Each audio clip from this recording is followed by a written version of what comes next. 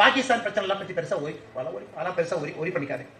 ஒரு 10 நாள்ல பாகிஸ்தான் நாடே இருக்கா, அதெல்லாம் நீங்க பெருசா கவலைப்படாது. அதெல்லாம் நீங்க வந்து நம்ம கிராஜுவேஷன் டைம்ல இந்த மாதிரி இருக்கும், இந்தியால ஏதோ போர் வந்துடும். பாகிஸ்தான் அப்படிங்கிறது ஒரு நாடு. நீங்க பாப்பீங்க, இன்னும் 2-3 மாதத்துக்குள்ள பாப்பீங்க. பாகிஸ்தான் என்பது பல நாடுகளாக மாறி பலுச்சிஸ்தான் ஒரு நாடு வரும். ஆனா பாகிஸ்தான்ல ஒரு பெரிய நாடா வச்சுக்கிட்டு இன்னைக்கு உங்க கிராஜுவேஷன் டைம்ல அதுக்கு ஒரு நேரம் கொடுத்து சிந்திச்சு டைம் எல்லாம் வேஸ்ட் பண்ணாங்க.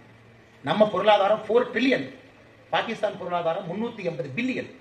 நம்ம 12 மடங்கு பாகிஸ்தானோட பொருளாதாரத்துல பெருசா இருக்கும். அதெல்லாம் நம்ம சோல்ஜர்ஸ் இருக்காங்க, கவர்மெண்ட் இருக்காங்க, பிரைம் மினிஸ்டர் சார் இருக்காங்க, டிஃபென்ஸ் மினிஸ்டர் சார் இருக்காங்க, அவங்க பாத்துக்குவாங்க சார். நாம நாட்டு மக்களோட நிற்போம், நாட்டோட நிற்போம், ஆர்மியோட இருப்போம்.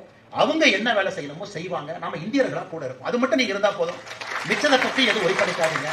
அவங்க பொசிஷன்ல இருக்கிறவங்க முடிவெடுத்து கட்டி வச்சு போயிட்டே இருப்பாங்க. அதனால இன்னைக்கு அதை உங்க மைண்ட்ல ட்ரபிள் பண்ண விடாதீங்க. கிராஜுவேஷன் ஒரு மாசம் கழிச்சு அந்த பிரச்சனை இருக்காது. நாம முடிவுக்கு இதை கொண்டு வர போகின்றோம். இது 80 வருஷமா இந்த பிரச்சனையை வச்சு ஓட்டி பார்த்துட்டாங்க. அப்பாவி மக்களை கொண்டு பார்த்துட்டாங்க. இதுல மதம் எல்லாம் இல்ல சார். என்ன சார், எல்லாரும் நம்ம எல்லாம் சகோதரர்கள் தான்.